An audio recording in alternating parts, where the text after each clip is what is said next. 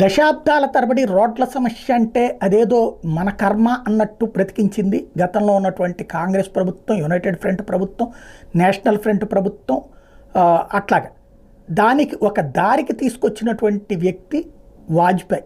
అంతకుముందు హైవేలు ఉన్నాయి, కాకపోతే ఆ 4 లైన్ రోడ్లే గొప్ప.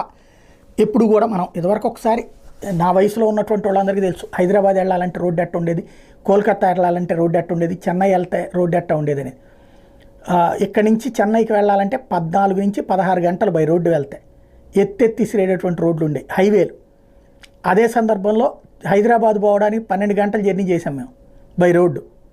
ఇవాళ రోజున ఈ రోడ్లు వచ్చినాయి అంటే స్వర్ణ చతుర్భుజి కిందన అటల్ బిహారీ వాజ్పేయి టైంలో ప్రారంభించినటువంటి అంశం. ముసలోడు కాబట్టి నడవలేడని చెప్పేసి ఇట్లాంటివి పెట్టుకున్నారని విమర్శించినటువంటి దుర్మార్గులు కూడా ఉన్నారు ఆ రోజుల్లో. బట్ అసలు వాహనాల రవాణా, సరుకు రవాణా, మన బ్రతుకులు